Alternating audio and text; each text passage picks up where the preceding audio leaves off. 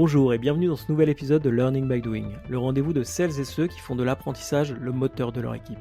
Je suis Baptiste Bézé, cofondateur de Team Bakery, une jeune entreprise qui aide les équipes à mieux travailler ensemble. Dans cette émission, je pars à la rencontre de femmes et d'hommes de conviction qui pensent que l'épanouissement au travail passe par la curiosité, le test, l'erreur, l'échange entre pairs. Mon objectif pour les prochaines minutes est de vous embarquer avec moi pour comprendre les enjeux actuels de l'apprentissage au sens large, pour mettre en lumière les recettes qui ont fait leurs preuves, pour décrypter les tactiques et les bonnes pratiques d'acteurs à la pointe sur le sujet. En espérant vous inspirer dans votre démarche d'apprentissage, je vous souhaite une excellente écoute.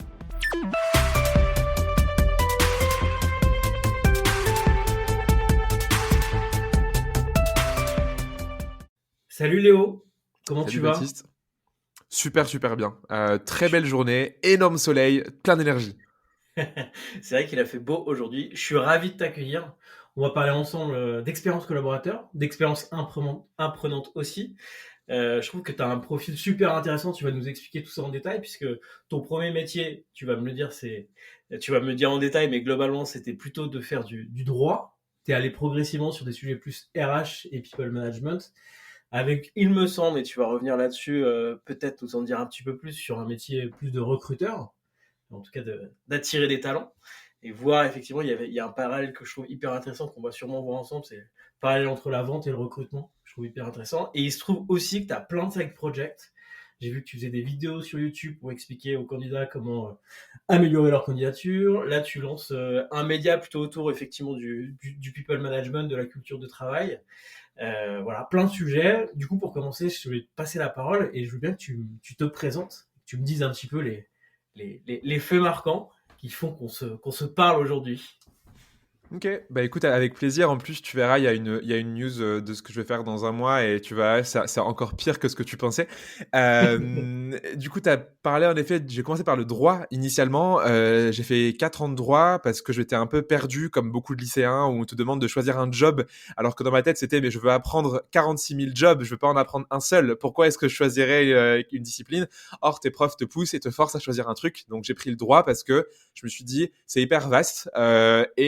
Ce que disaient les profs à l'époque, c'était t'inquiète pas, le droit, ça te mènera à tout. Même si tu fais autre chose, tu commences par là, ça te fermera aucune porte. On disait pareil de la prépa, mais j'avais pas envie de passer 2 ans enfermé dans mon placard, donc j'ai préféré faire du droit plutôt que faire de la prépa. Je pense que c'est une bonne chose. Et je me suis assez trouvé enfermé par le droit parce que c'est quelque chose de très rigoureux. Donc j'ai appris pour le coup la rigueur qui me manquait. Je suis quelqu'un de pas du tout structuré, pas rigoureux de base, et donc le droit m'a forcé contre ma nature, et c'est un truc que j'ai pris ces 4 ans. En revanche, le droit, c'est, je résume, et pardon pour les juristes s'il y en a qui écoutent, mais c'est, t'as une règle, tu l'appliques, t'as des exceptions, tu les appliques et ça s'arrête là, grosso modo. Le droit évolue pas trop et il faut connaître l'information, la trouver, la chercher, et c'était trop carré pour moi, trop structuré. Du coup, je me suis dit, hop, on bifurque, et j'ai fait des RH parce que je me dis, en tant que RH, en fait, tu gères un truc qui évolue tout le temps, qui est les gens. Parce que ton métier en tant que RH, c'est gérer des gens, et les gens, ils sont tous différents, ils ont tous des problématiques qui changent, et on l'a vu là depuis 2 ans avec le Covid. En fait, c'est n'importe quoi les RH. On gère tout et n'importe quoi, et je me suis dit, je ne pourrais pas m'ennuyer en faisant des RH parce que c'est hyper varié.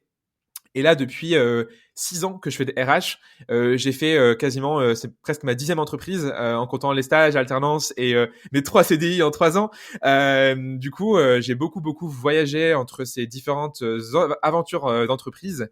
Et je te disais en intro, la suite, c'est que là, moi, je quitte ma boîte fin février, et du coup, je vais créer ma propre structure, ma propre boîte, parce que je pense la suite logique quand tu n'arrives pas à te poser quelque part et que tu as envie d'apprendre 1000 choses à la fois, c'est l'entrepreneuriat, et je pense que tu es le mieux placé pour comprendre ça, vu ton parcours à toi.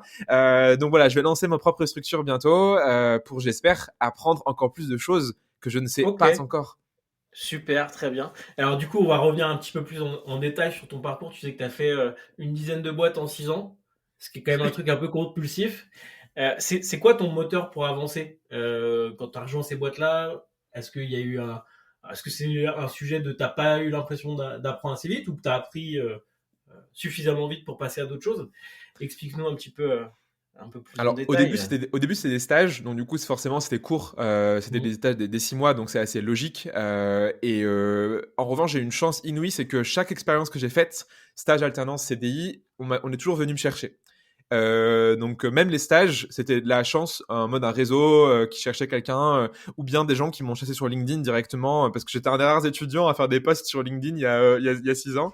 Et donc j'ai eu cette chance-là. Donc enfin mon choix a toujours été de me laisser porter par les gens en qui j'avais confiance. La seule opportunité que j'ai choisie moi-même, c'était Faber Novel, qui était mon premier CDI et qui est une boîte que tu connais très bien, je crois. Je connais un petit peu, ouais. Un petit peu. Du coup, là, j'avais vraiment choisi parce que j'avais été séduit par le côté apprenant que je pourrais trouver dans cette boîte. Ok. J'étais assez séduit par la vision de Stéphane Distinguin, qui pour moi est quelqu'un qui peut être âgé et avoir raison. Il aime bien dire qu'on peut être jeune et avoir raison, mais je pense que Stéphane, c'est un peu l'inverse. Quelqu'un qui, malgré son âge, qui n'est pas un jeune diplômé, arrive toujours à apprendre, à faire plein de choses. Là, il a sorti un livre sur la Joconde. Enfin, tu te dis, mais pourquoi tu fais ça? Du coup, je trouve ça génial. Mais mon choix, toujours, c'est de me dire, est-ce que je vais apprendre le plus vite possible dans la boîte dans laquelle je vais être. Donc, pour ça, j'étais content que tu me parles d'apprentissage et qu'on se contacte pour Ouais. ce podcast. Moi, c'est mon driver. Et en fait, j'ai un problème dans ma vie, c'est que très vite, j'arrive à un plateau. Donc, je vais arriver dans une boîte et je vais réaliser qu'en fait, chaque jour qui passe, j'apprends moins que le jour d'avant. Et à partir du moment où je me rends compte que mon niveau d'apprentissage n'est pas assez fort par rapport à ce que j'ai envie, c'est là où je me dis, je vais voir ailleurs. Mais avant ça, j'ai un pattern, et tu en as parlé tout à l'heure, c'est que je crée des side projects quand je m'ennuie. Donc, j'ai rejoint Ok. Faber Novel. Au bout de 8 mois, je me suis ennuyé. J'ai créé un side project. Je suis parti 4 mois après. J'ai rejoint Choco. Même pattern. J'ai créé un side project. Puis je suis parti. ClearUp, la même chose. Donc, c'est un peu la vie qui se reproduit. Du coup, quand on travaille avec toi et qu'on te voit sortir un side project, on dit ah, Ça veut t'as dire que je vais envie de changer. partir. C'est ce que j'ai Ah, dit en mais plus à mes boss. je vais revenir sur 2-3 trucs parce qu'il y a 2 trucs que je trouve super intéressants. Alors, je sais pas dans quel ordre on les traite. Un, tu as parlé de Faber Novel et d'une certaine manière, tu as parlé marque employeur. Parce que tu disais, en arrivant chez Faber Novel, j'y allais parce que j'allais apprendre des choses. Je pensais que j'allais apprendre des choses ou que j'allais apprendre des choses. Je confirme, on apprend beaucoup de choses chez Faber Novel. Si les gens de Faber Novel nous écoutent, on les salue. Et ça, c'est intéressant parce que de par ton métier et tes occupations, même si elles ont évolué de boîte en boîte, tu étais quand même confronté en tant que recruteur à justement mettre en avant, marketer les boîtes pour lesquelles tu travailles. Donc ça, c'est hyper intéressant. Et donc ça, c'est mon premier point sur lequel je voudrais bien revenir. C'est pour toi, quels sont en gros les éléments, les ingrédients clés d'une bonne marque employeur et comment on travaille là-dessus? Parce que je pense qu'il y a un vrai sujet, notamment pour les jeunes diplômés, en tout cas ceux où il peut y avoir un peu de tension sur le marché en ce moment. On parlera peut-être de ça aussi. Et le second point, c'est le plateau dont tu parles. Je voudrais bien qu'on revienne aussi là-dessus, mais on verra ça un petit peu plus tard. Déjà Ouais, sur la marque employeur, je veux bien ton feedback là-dessus, en étant des deux côtés, en bien étant sûr. recruté et recruteur. Exactement. C'est clairement un des gros vecteurs de motivation. En fait, t'as beaucoup de confusion là-dessus. T'as plein de gens qui font d'ailleurs des posts en ce moment sur LinkedIn en disant qu'est-ce qui compte pour les salariés, etc. Faut aussi différencier ce qui compte pour déjà sélectionner de base les jobs auxquels tu vas postuler. Par exemple, le salaire pour le coup là est important. Tu iras pas postuler à une boîte si tu sais déjà que tu auras un bas salaire. Typiquement, moi je suis pas allé en cabinet de recrutement parce que les cabinets payent bien moins par exemple que des boîtes en interne. Donc déjà de base c'était un truc qui était un frein. Et après une fois que t'as fait ces premiers critères un peu d'acceptabilité, est-ce que je suis prêt à déménager, est-ce que la boîte c'est pas une boîte qui détruit l'environnement, t'as vraiment tes bases. Et ensuite le critère numéro 1, quand tu as des boîtes que tu as présélectionnées, c'est l'apprentissage. Tous les candidats aujourd'hui, à qui je parle en entretien depuis maintenant des années, et tu vois, typiquement, chez Choco, j'avais fait 1400 entretiens en un an. C'est beaucoup, 1400 entretiens. Ce qui revenait à chaque fois, c'est je me barre parce que j'apprends plus. Ou bien, j'ai envie de vous rejoindre parce que je suis jeune diplômé et je sais qu'avec vous, je vais apprendre. C'est le truc qui revient systématiquement. Que t'aies 23 ans ou que t'en aies 50, les gens te disent soit je veux apprendre parce que je suis au début de ma carrière et je veux apprendre, soit je n'apprends plus à mon niveau et je veux changer parce que j'arrive plus à apprendre. Donc c'est un des drivers principaux pour faire changer de job aux gens. Et à côté de ça, c'est aussi le driver qui te fait rester. Donc si dans une boîte tu n'apprends plus, c'est là où tu t'en vas. Donc de 1, ça te fait chercher un job et de 2, ça te fait rester dans un job quand t'es. Donc c'est le driver numéro 1 pour moi, l'apprentissage. Ok, top. Et alors, du coup, concrètement, comment on fait pour, présenter ça quand on est recruteur aux gens qui sont en face de nous et qu'on cherche à attirer? Et là, on va parler peut-être effectivement d'expérience candidat sur la partie un peu vente, pouvoir de conviction, démonstration aussi, preuve qu'on peut apporter à ça. Et derrière, une fois que les gens y sont, c'est quoi les quelques bonnes expériences que tu as pu avoir en termes d'apprentissage qui peuvent aider? Donc, si on prend le cycle Ouais. du candidat, comment t'expliques à un candidat, qu'est-ce que tu mets en avant au moment de la phase de séduction, je dirais. Ouais, non, je vois très bien ta question. Je pense que ça dépend vraiment de l'organisation et la première chose, c'est ne pas mentir.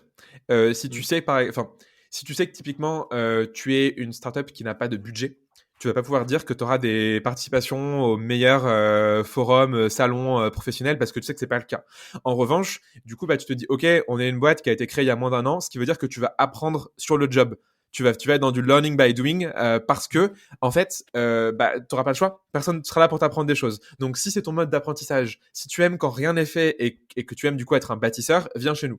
Après, l'inverse du coup est aussi valable. Donc, typiquement, aujourd'hui, un Faber Novel avec 400 personnes, dire à des gens tu vas créer des process, ça serait mentir. Parce qu'aujourd'hui, c'est une boîte qui tourne, qui roule, qui est efficace. Et du coup, tu vas plus apprendre parce que tu vas créer des choses dans la boîte. Tu vas apprendre des gens qui y sont. Tu vas apprendre du partage de connaissances. Mais du coup, c'est pas le même genre d'apprentissage. Donc, je pense que la première chose, c'est être fidèle à la boîte par rapport au type de boîte que c'est et par rapport à comment je dirais, l'étape dans le temps de construction de la boîte.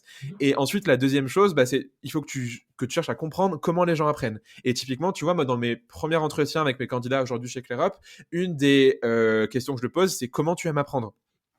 Parce que du coup, en sachant comment les gens aiment apprendre, je sais comment est-ce que je vais pouvoir leur apprendre des choses. Et typiquement, quelqu'un qui te dit, oui, moi j'aime beaucoup que mon entreprise me paye 2 jours avec une table en forme de U et un consultant qui m'explique comment ça marche avec des PowerPoint, bah, on n'aura pas ça chez nous. Et du coup, je dis, bah non, ne viens Il pas y a en des fait. gens qui Enfin, disent ça? Il y a vraiment non, des gens qui disent ça? non, personne dit ça.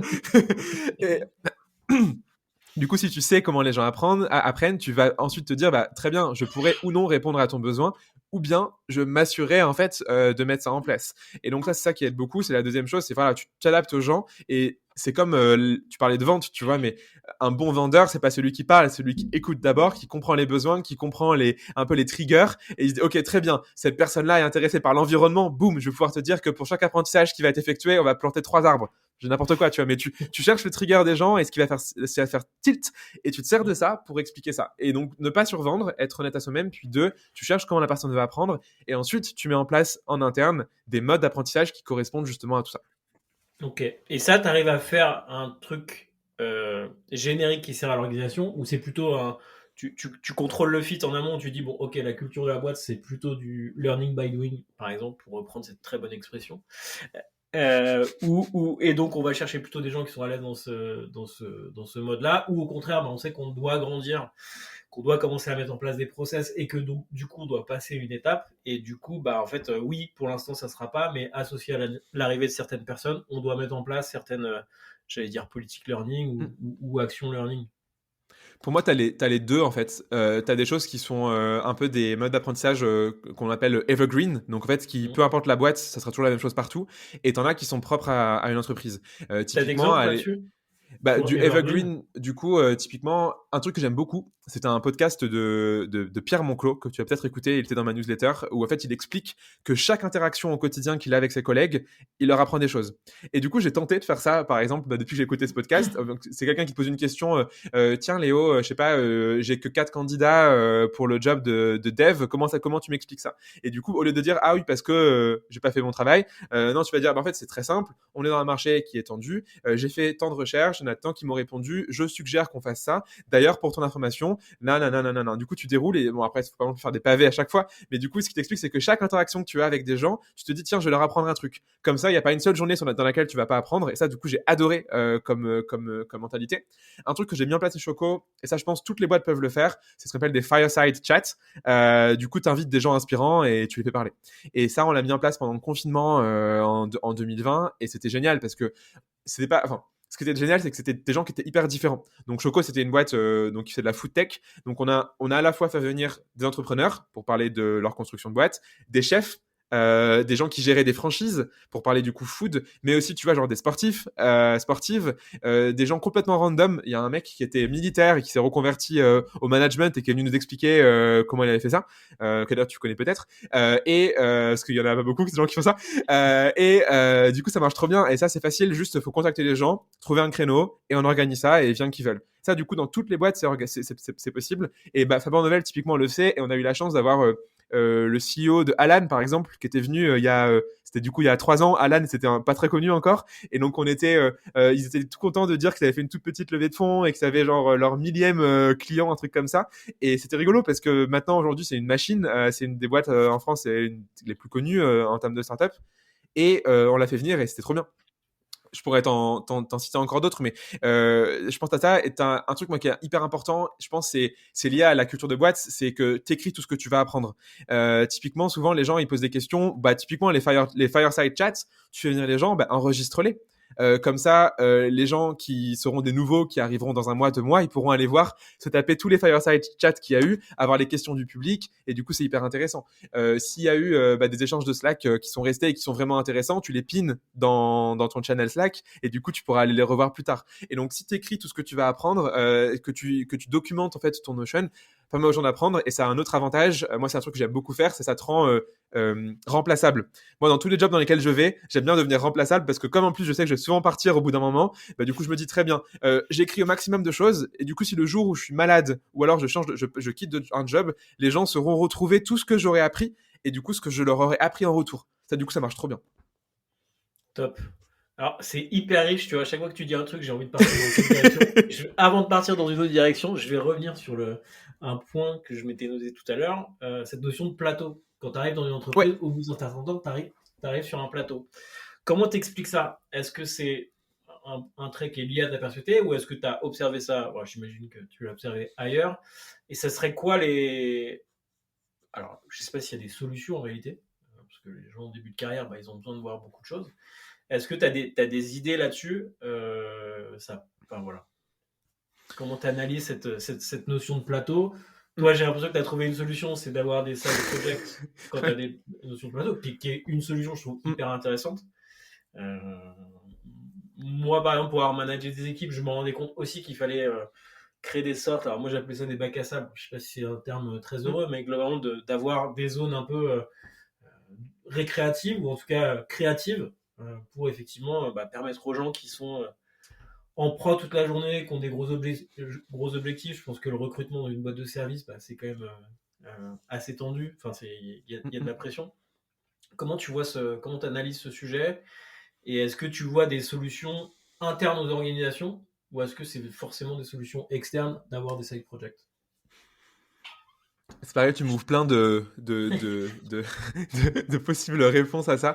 La première, je pense, bah, Vas-y, la réalisation. toi, t'es là pour parler, c'est moi qui dirige l'entretien ce coup-ci. Donc, La première chose, je pense, en effet, le plateau, il est inévitable. C'est un peu une métaphore de la vie. Un truc, je sais pas si t'as remarqué, mais maintenant que je commence à vieillir, et là, du coup, les gens qui ont plus de 28 ans vont se dire, mais de qui il parle? Du coup, maintenant que je me sens vieux presque à 28 ans, parce qu'en fait, je réalise que chaque jour, j'apprends moins de choses que quand j'étais plus jeune, par exemple. Et tu réalises que quand t'es enfant, typiquement, regarde, prends de tes 1 an à tes 6 ans, t'imagines tout ce que tu vas apprendre sur la vie par rapport à 1 an, t'es inemployable, tu peux rien faire, tu sers à rien, t'es un petit tas quelque part à bouger avec tes jouets.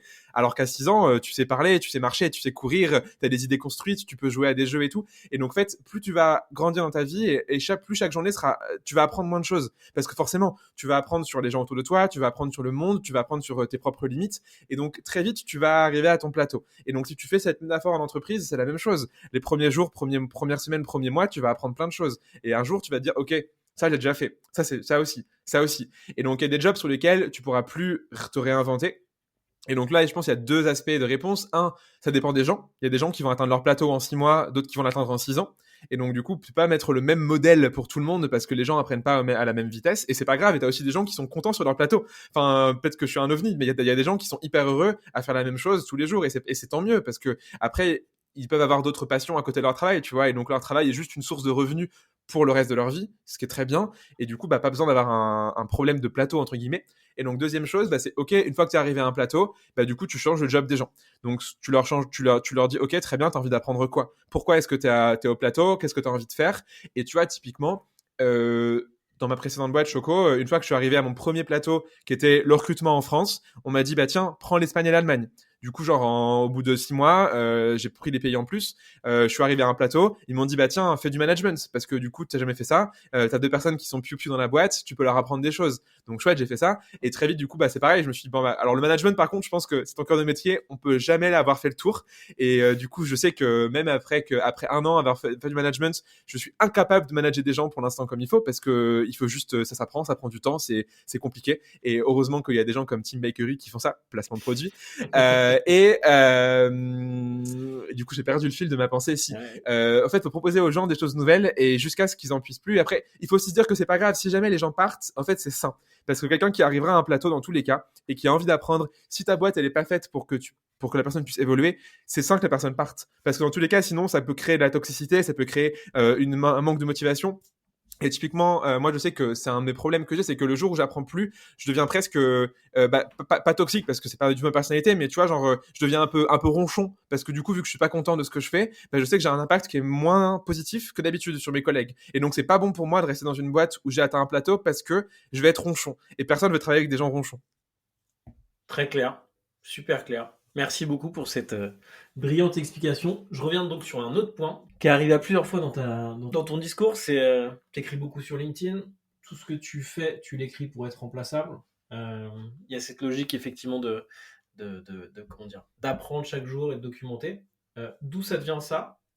Et en fait, derrière l'apprentissage, nous, il y a aussi un gros sujet enfin, en tout cas, que je cherche à aborder dans ces formats, c'est tout ce qui est knowledge management, donc gestion de la connaissance, documentation, ce qui fait effectivement que bah, les gens, une fois qu'ils arrivent à le mettre par écrit, en général, c'est souvent acquis. En termes d'acquisition, c'est hyper intéressant, mais en termes de transmission, c'est aussi intéressant. Et je me rends compte, et on l'a vécu un peu de plein fouet ces 2 dernières années avec le Covid, où bah, on s'est rendu compte que oui, la communication asynchrone était super intéressante. Je fais un petit disclaimer, communication asynchrone, c'est une communication dans laquelle l'émetteur et le récepteur n'ont pas besoin d'être ensemble enfin, au même moment. Donc là, on fait du synchrone tous les deux, mais on aurait pu aussi s'écrire. Ça aurait été un peu moins intéressant à écouter. Mais je voudrais bien avoir ton retour là-dessus. Comment tu as développé cette compétence-là d'écrire, j'imagine facilité d'écriture ou fluidité d'écriture, et comment on peut proposer dans une organisation aux gens de passer plus à l'écrit et un peu moins à l'oral? Ah, c'est une colle, hein? C'est très difficile. J'ai 2 éléments de réponse. Le 1er, du coup, tu me disais, moi, personnellement, pourquoi je me suis mis à écrire, créer du contenu. En fait, de manière générale, je suis quelqu'un de très... Enfin, je manque beaucoup de structure et j'ai 1000 idées à la seconde. Typiquement, tu vois, tous les matins et tous les soirs, j'ai ma copine qui me dit, en fait, juste arrête avec tes questions. Genre, le matin à 7h, t'as l'alarme, t'as le réveil qui sonne et je lui pose une question. Par exemple, ce matin, c'était... attends, qu'est-ce que c'était je me souviens même plus. Mais tu vois, genre, parce que j'ai pas noté. En fait, mais tous les matins, genre, j'ai des questions hyper existentielles, mais pas du tout. Genre, des questions bêtes, tu vois, typiquement. Mais attends, mais pourquoi est-ce que le grille-pain, enfin, tu vois, genre, des trucs qui n'ont rien à voir. Et du coup, dès 7h, genre, hop, je suis comme une pile et je lui envoie des questions à la figure. Et le soir, avant de se coucher, c'est la même chose, je lui envoie des questions. Donc, voilà, si elle m'écoute, elle sera ravie de savoir que j'apprécie beaucoup que tous les matins et le soir, elle me calme. Mais vu que j'ai trop d'idées, en fait, bah, je perds le fil. Et tu vois, souvent, je suis le genre de personne où, en réunion, je vais dire un truc, les gens vont dire ah c'est hyper pertinent, ça, tu peux le répéter, incapable de répéter parce que du coup les trucs sortent de mon cerveau et donc si je les note pas ils disparaissent. Et donc un jour j'ai découvert cette magnifique outil qui est Notion et donc depuis je me dis tiens c'est marrant, dès que j'ai un truc en tête je vais l'écrire. Donc typiquement quand j'ai des idées, là tu vois il y a 2 semaines j'ai une idée de me dire tiens je vais faire un article sur la présidentielle et le recrutement et croiser les 2 idées. Et donc j'ai eu cette idée, j'ai mis mon plan détaillé à l'écrit sur Notion. J'ai fait ça du coup en genre 10 minutes, genre j'ai mis toutes les idées que j'avais en tête et hier soir je me suis mis 2 heures et j'ai écrit mon article et j'ai publié ce matin. Parce que du coup, je me suis dit, ok, j'ai une idée qui arrive, je la prends dans les airs, je la pose à l'écrit et plus tard, je reviendrai vers ça. Donc, première chose, c'est ça. Deuxième chose, aujourd'hui, du coup, ma connaissance, elle est aussi partagée. Ma connaissance RH, tu vois, j'avais un Notion qui était mon Notion privé que j'avais dans mon coin, qui était pas trop organisé. J'avais juste mis plein de trucs dans tous les sens, et je me suis dit, bah, autant qu'à en faire profiter les gens. Et du coup, bah, le projet de newsletter que j'ai, qui s'appelle People, est lié à ça en fait. Je me dis, bah, j'ai plein de choses qui sont catégorisées, enfin, je prends des notes de chaque article au podcast que je vais écouter, et après j'en fais des gros résumés dans les newsletters qui sont par thème, donc la culture, le remote, etc. Donc ça, c'est une manière, je pense, d'apprendre et de figer ça, c'est de partager aux autres. Plus tu partages aux autres, plus du coup, tu vas figer ton apprentissage. Et moi, là-dessus, c'est ma manière numéro 1 d'apprendre, c'est apprendre aux autres. Parce que c'est là où tu vas devoir reformuler, tu dois être sûr de comprendre ce que tu vas dire, etc. Donc c'est hyper intéressant. Et la troisième chose que je voulais te dire par rapport à ça, c'était, tu me demandais, oui, comment en interne tu mets une culture de l'écrit. Je pense que tu peux pas forcément le faire dans des boîtes qui ne sont pas prêtes. Tu as des gens qui n'ont pas de culture de l'écrit et qui ne l'auront jamais. Et c'est pas grave. Et donc souvent, tu as un peu aujourd'hui, j'ai l'impression, une sorte de force un peu invisible qui pousse les gens à passer sur Notion, à faire de la synchrone, à mettre une culture de l'écrit. Et tu as des gens qui, typiquement, je prends l'exemple, un de mes fondateurs qui a 45 ans et qui me dit c'est hors de question que j'utilise Notion. Je n'ouvrirai même pas le compte. Et là, tu fais, mais comment ça, tu n'ouvriras pas le compte? Bah, ça m'intéresse pas. Moi, ma vie, elle est orale et ma vie, c'est des calls. Et hors de question, j'écrirai quelque chose sur ton Notion. Et là, tu fais, d'accord. Et en fait, je pense que t'as des gens qui ne sont pas faits pour l'écrit et qui sont faits uniquement pour de l'oral. Et c'est pas grave. La question à laquelle j'ai pas la réponse, et si tu l'as, je suis preneur, c'est justement comment est-ce que tu concilies des gens qui sont culture de l'écrit à fond et ceux qui ne le sont pas du tout. Est-ce qu'il y a un juste milieu et quel est ce juste milieu? J'ai pas encore trouvé la réponse à ça, mais je pense que le problème il vient de là, c'est que tu peux pas faire avoir des gens qui sont extrêmement différents et les retrouver sur un terrain d'entente. Mais si tu as la réponse, je suis chaud pour. Non, si je te pose la question, c'est que je n'ai pas la réponse. Ce que je remarque, c'est qu'effectivement, dans le contexte où on travaille de plus en plus à distance, il y a un besoin de passer à l'écrit. Parce que sans passer à l'écrit, ça crée des situations un petit peu compliquées qui vont des marathons sur Teams toute la journée, jusqu'à des gens qui n'ayant pas les infos figées à un endroit, se posent beaucoup de questions, sont pas forcément à l'aise dans leur job. Ouais, ça peut avoir des impacts un peu sur la santé mentale aussi des gens. Et je pense que l'écrit est l'une des solutions. Après, comment le mettre en place, je te rejoins complètement, c'est compliqué. C'est d'autant plus compliqué que le management n'a pas forcément cette culture. Euh, mais effectivement, on se rend compte que autant dans les équipes super opérationnelles, oui, il y a une culture de l'oral. Les gens qui sont sur site toute la journée dans une Mm, usine, bah oui, on va pas leur mm. demander d'écrire les choses. Mais en revanche, euh, dans des fonctions un peu plus on va dire tertiaire pour utiliser un terme d'ancien. Là, il y a quand même il y a un truc pas mal à créer. En tout cas, je pense à la fois sur effectivement la fluidité de la communication et puis on va dire l'hygiène de travail, mais aussi sur ce que tu disais. Alors, je sais pas si c'est le côté remplaçable des gens qui peut un peu faire peur d'ailleurs, de se dire que on va écrire C'est pour possible, hein. remplacer les gens. Mais puis ce terme de remplacement, il n'est pas très heureux en ce moment. C'est vrai. Mais il y a quand même un sujet de dire, bah, en fait, on acquiert tous les jours de la connaissance ensemble. C'est quand même intéressant de la sanctuariser. On va vite sur des choses qui nous paraissent maintenant évidentes. Quelqu'un qui rejoint l'équipe demain, c'est pas forcément évident pour lui. Donc mettre des choses par écrit, ne serait-ce que nos habitudes de travail. J'ai vu que tu avais partagé un truc sur le mode d'emploi personnel. En gros, quels sont et Ouais. nous, effectivement, on rentre en fait sur la synchrone par ce sujet-là dans le club Team Bakery, deuxième placement produit, que de dire, bah, en fait, la première chose à faire quand vous travaillez à distance, c'est juste partager bah, vos horaires de connexion, quel médium vous préférez pour être sollicité, quels sont vos délais de réponse, et plutôt vers quelle heure vous pouvez Mm, mm. échanger, vers quelle heure vous êtes concentré pour passer des heures soit à produire, soit être en entretien, soit être en réunion à l'extérieur, parce que j'imagine que dans ton métier, tu as quand même pas mal de réunions synchrones, puisque tu contactes des gens pour les Mm, recruter. mm. Donc voilà, pas de réponse, j'ai pas une réponse complète, mais en tout cas, il y a un vrai intérêt à développer ce sujet-là. Je reviens sur tes side projects. Je trouve hyper intéressant. Alors, je t'avoue que j'ai pas regardé dans le détail tout ce que tu as fait. Bien que tu m'expliques. Et d'ailleurs, est-ce que c'est un side project en remplace un autre ou est-ce que tu les fais vivre tous ensemble?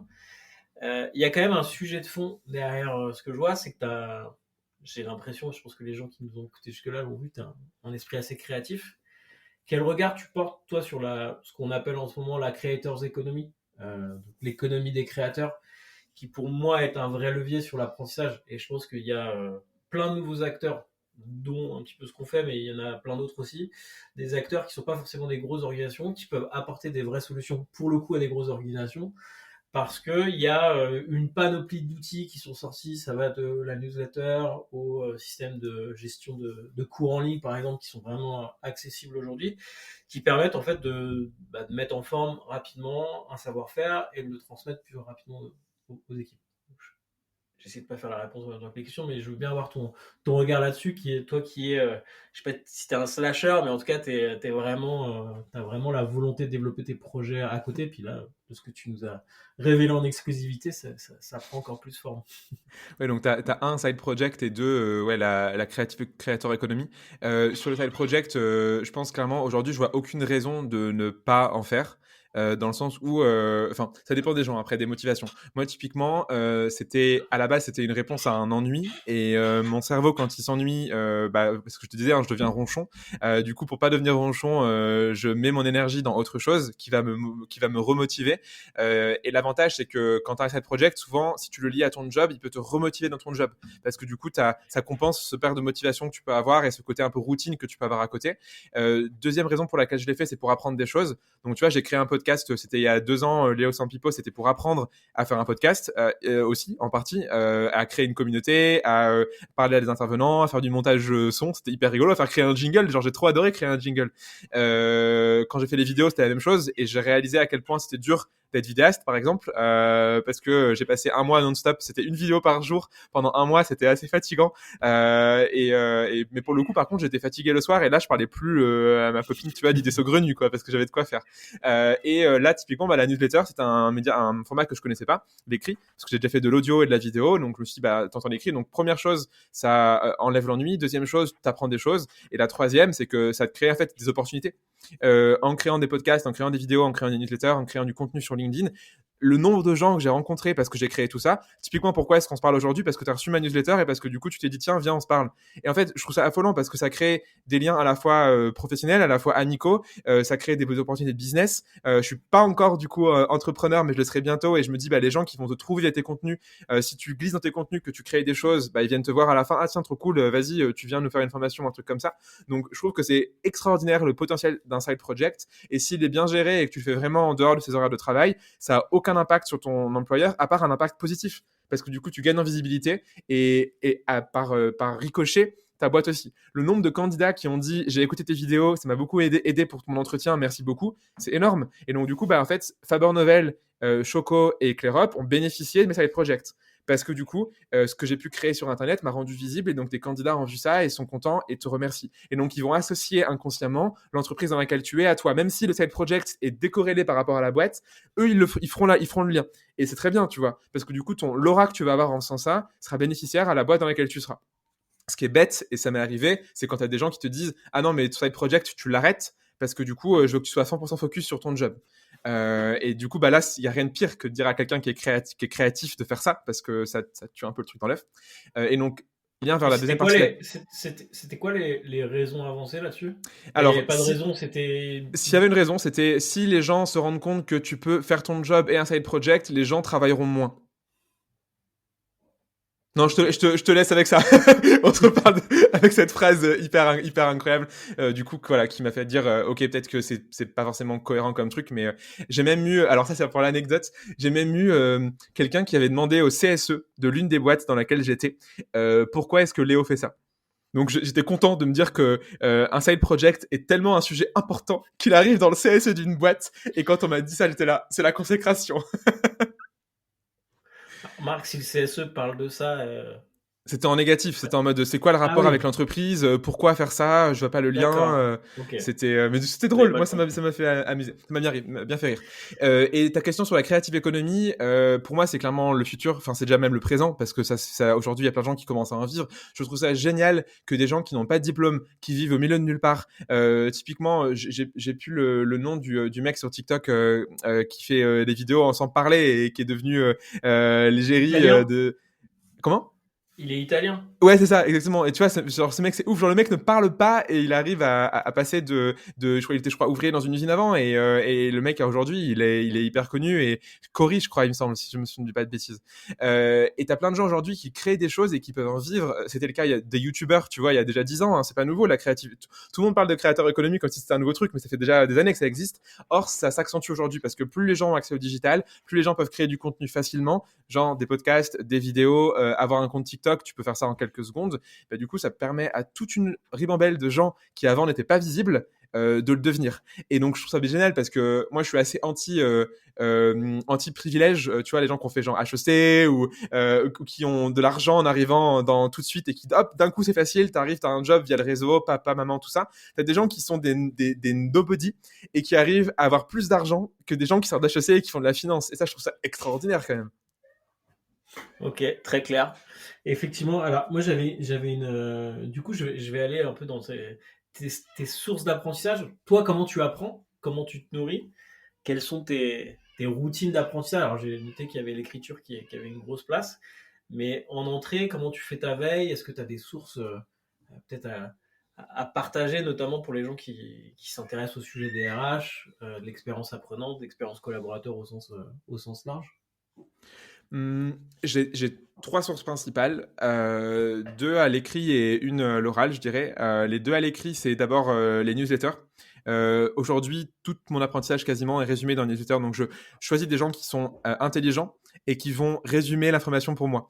C'est d'ailleurs ce que je fais avec People en retour. Et donc, je prends des gens qui, par exemple, tu vois, typiquement, là, j'ai découvert un média qui s'appelle Vert, comme la couleur vert, qui est hyper intéressant et qui parle d'écologie. Et c'est que des news classiques, mais du coup, il résume vraiment ce que tu as à savoir toutes les semaines sur le sujet. En newsletter, bah, tu en as beaucoup en recrutement qui sont géniales. Tu en as une qui s'appelle Recruiters Brain Food, qui est la plus connue, par un mec qui s'appelle Angly. Et toutes les semaines, tous les dimanches, il t'envoie une quinzaine de liens que lui, il a sélectionné pour toi. Et en fait, c'est juste génial parce que du coup, les gens te prémâchent le travail et toi, tu choisis ce qui t'intéresse parmi tout ça. Donc, j'en ai à peu près, je pense, une cinquantaine de newsletters que je lis régulièrement.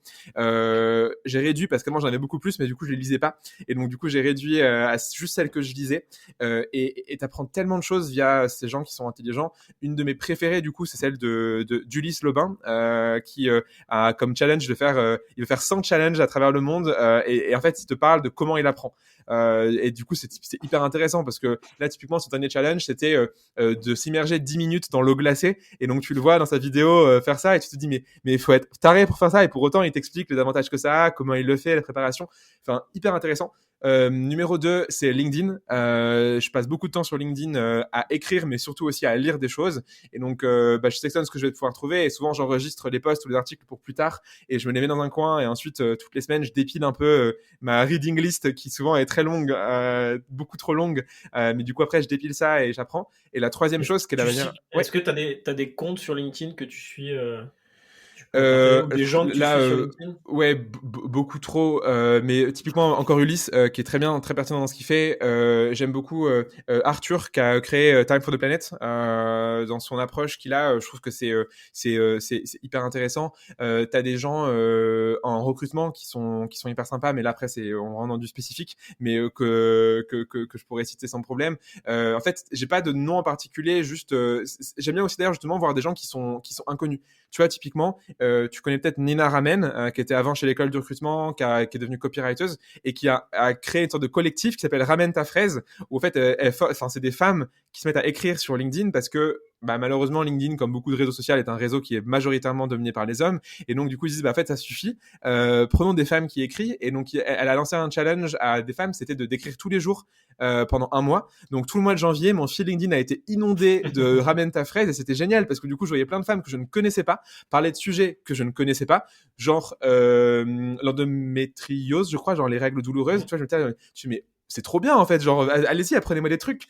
Et du coup, j'aime bien LinkedIn en ce moment parce qu'il y a plein de gens qui n'écrivaient pas il y a quelques mois et qui s'y mettent. Et donc j'ai plus de compte à suivre parce que je pars du principe que c'est devenu un peu une sorte de méga agora où tout le monde dit ce qu'il a envie de dire et c'est extraordinaire pour ça. Et ma troisième source d'apprentissage du coup c'est les gens, rencontrer les gens. Je fais beaucoup de réseaux et bon c'était compliqué avec le Covid hein, et c'est moins cool en vidéo, mais je fais beaucoup de déjeuners, de petits déj, de verres avec des gens, soit que je connais, soit que je connais pas.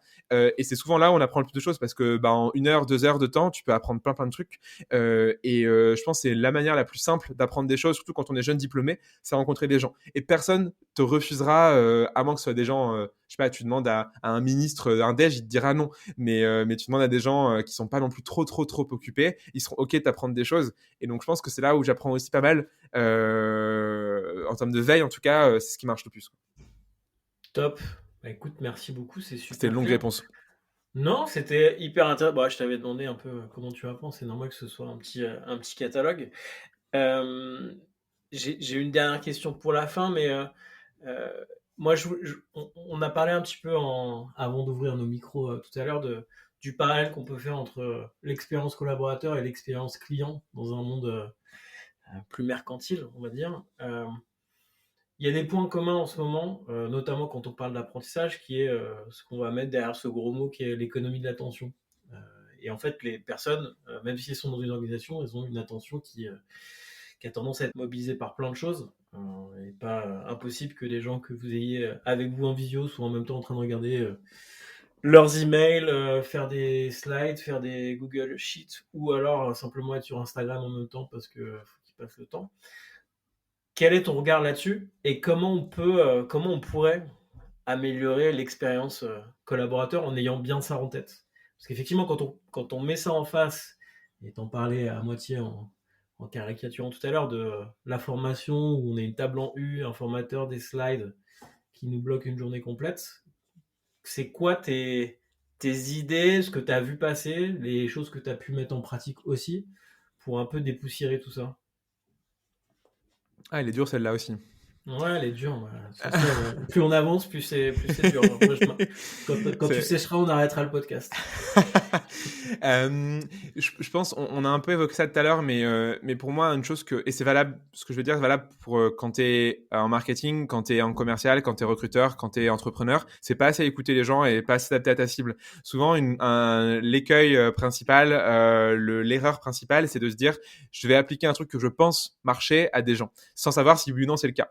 Et donc, je pense que la meilleure chose, si tu veux avoir l'attention des gens à qui tu parles, c'est savoir comment est-ce que tu dois leur adresser, sur quel sujet. Donc, il faut que tu saches le fond et la forme. Ça se trouve, et les deux sont indissociables. Parce que typiquement, au sein de ton organisation, ça se trouve, je sais pas, t'as des gens qui ont, allez, je vais être dans le cliché, qui ont 19 ans, du coup, tu vas leur envoyer une communication potentiellement sous forme de petites vidéos en format Insta ou en format TikTok. Et tu pourras faire une news d'entreprise où, du coup, tu t'enregistres avec ton téléphone et un truc direct qui s'intégrera parfaitement avec le type de vidéo qu'ils ont au quotidien. À côté de ça, je sais pas, Jean-Michel de la compta qui est au bord de la retraite, tu lui feras pas un format vidéo parce qu'il la regardera pas. Tu feras peut-être un mail très classique, très rigoureux, très structuré, un peu en mode, un truc très très formel. Donc c'est la forme qui va préserver ton fond et le fond, ok, qu'est-ce que les gens ont envie de savoir. Donc sur l'économie de l'attention, si tu sais pas en fait pourquoi les gens te le disent, pourquoi les gens t'écoutent, pourquoi les gens te regardent, c'est compliqué de continuer à parler. Et donc t'as plein de gens qui, tu vois, tu fais des sondages, tu parles aux gens. Tu vois, moi j'ai un rituel très simple, mais je crois que tu parles des fois souvent dans tes newsletters des one-to-one sur le management. Mais moi, je fais des one-to-one, même si je suis pas le manager de mes collègues, systématiquement pour comprendre un peu, avoir des signaux faibles. Tiens, c'est marrant, tu me dis que t'as pas vu mon mail alors que j'en ai envoyé 3 sur des relances. Ah oui, je regarde pas mes mails. Ah forcément, du coup, tu risques pas de voir le mail si tu les regardes pas. Et donc, du coup, en parlant aux gens, tu réalises les canaux qui leur plaisent, tu réalises sur le fond et sur la forme ce qu'ils ont envie d'entendre et comment ils ont envie d'entendre, ce qu'ils ont envie de lire, comment ils ont envie de lire. Et ensuite, tu peux t'adapter. Et ce qui est dur, par contre, c'est que après, quand tu fais ça, tu réalises que tu as autant de manières d'apprendre et autant de manières d'avoir de l'attention que tu as de personnes dans ta boîte. Et du coup, tu te dis, comment je fais? Là, j'ai pas la réponse. Il faudrait, tu vois, une sorte de machine où toi, tu mets ton message et ça transforme le fond et la forme et ça en diffuse par rapport aux gens en fonction de leurs préférences, tu vois. Typiquement, je sais pas, tiens, on a un nouveau collaborateur qui nous rejoint lundi, ça crée une vidéo, un podcast, un mail, un message Slack, ça envoie aux gens en fonction de leur niveau sur le contenu. Enfin, ça serait génial un truc comme ça, tu vois, une sorte de moulin qui transformerait. Les gens du marketing appellent ça l'omnicanal, je crois. Ouais, c'est ça. Ça serait un terme très marketing. Bien sûr, ça serait ça, tu vois, l'omnicanal de ta communication interne où du coup tu vas pouvoir envoyer aux gens ce qu'ils ont envie de savoir au moment où ils ont envie de... Il y a le moment aussi, le timing est important. Tu vois, par exemple, je comprends pas des fois le reach de mes messages sur LinkedIn parce que des fois je me dis tiens, c'est marrant, les gens sont en ligne à cette heure-là, il y aura plein de reach et genre j'ai 2 likes en 2 heures et des fois je poste le samedi à 14h et genre j'ai 400 likes et t'es là, mais pourquoi en fait, enfin, et du coup des fois c'est un peu incompréhensible et je pense qu'il y a beaucoup aussi de mystère et de chance et ça souvent les gens veulent tout contrôler justement là-dessus et des fois il faut se dire que c'est pas grave, faut tenter des choses et moi s'il y a un message à donner c'est d'essayer les trucs. Ok, bah les gens sont pas réceptifs à tes messages Slack, fais un mail, ça marche pas sur le mail, fais une vidéo, ça marche toujours pas, essaye l'audio, j'en sais rien, envoie des cadeaux à tes collaborateurs dès qu'il y a un nouveau pour leur expliquer qui ça va être et enfin tente du physique, tu vois, si ça marche pas le digital. Enfin il y a plein de manières de faire et souvent les gens n'osent pas essayer. Ils osent pas en fait se planter parce que tout le monde a peur du ridicule alors que bah c'est pas grave, justement si ton message n'est pas lu ou n'est pas vu et qu'il fait un flop, tant mieux, ça voudra dire que personne l'aura vu, donc en fait c'est pas grave si tu fais un flop parce que dans tous les cas il sera pas lu, donc c'est pas un souci. Et ça souvent les gens ont peur, donc ouais je pense qu'il faut faire de l'omnicanal, donc comme tu disais, mais avant de faire ça il faut comprendre ce que les gens veulent et là tu peux leur demander en one-to-one, tu peux leur demander lors de séminaires, tu peux leur demander à l'écrit sur Slack, tu peux leur demander en faisant des sondages, des comment tu dis dans les pulse reviews, c'est dans les que t'envoies toutes les semaines pour avoir un peu le pouls des gens. Pareil, tu peux demander à ce moment-là. Donc il y a plein de manières de faire, mais il faut savoir ce que veut ta cible. Très clair. C'était super clair. Merci beaucoup. Est-ce que tu veux nous parler un peu du prochain projet? Il est tellement balbutiant que non. Ça serait pas très intéressant, je pense, aujourd'hui. D'accord. Bon, bah écoute, je te remercie vraiment infiniment de ton temps. C'était très très riche. J'ai une toute dernière question. Mhm. Ce format, ce podcast est en lancement. Est-ce qu'il y a quelqu'un qu'il faut absolument qu'on ait sur le podcast que tu connais? Alors je vais répéter, mais il faut que tu aies Ulysse à 400%, et je crois que tu l'as déjà contacté. Mais en fait, pour moi, c'est aujourd'hui la personne qui vulgarise le mieux l'apprentissage en France. Alors si tu m'écoutes Ulysse, c'est un beau titre que je viens de te donner, mais en fait je comprends pas pourquoi est-ce que ce mec n'est pas plus connu que ce qu'il est aujourd'hui, parce que ce qu'il fait c'est ouf, il se fait 100 challenges où à chaque fois il apprend des choses différentes, avec des méthodes différentes, avec des styles d'apprentissage différents, et le but justement est de montrer jusqu'où l'être humain est capable d'aller dans son apprentissage. Donc invite Ulysse à 18 000%. Bah écoute, on va essayer de faire ça. On le taguera dans toutes les publications qui tourneront autour de cet Exactement. épisode. Viens. Et on espère qu'il nous donnera un peu de temps pour partager. Je te remercie encore une fois. C'était super riche. J'essaie de ralentir le début parce qu'on a parlé très très vite. Je pense que c'est très très dense. Mais en tout cas, merci infiniment. Et puis à très vite donc, pour tes nouvelles aventures. Si les gens veulent te suivre, ils vont sur LinkedIn. Tape Léo Bernard, il devrait trouver. Ok, Léo Bernard sur LinkedIn. De toute façon, on mettra quelques liens en description. Je te demanderai quelques liens, notamment sur tes sources, les newsletters intéressantes, notamment, ça peut être intéressant. Et il me reste à nous souhaiter une très bonne fin de journée ensoleillée. Et puis à très vite pour un prochain numéro.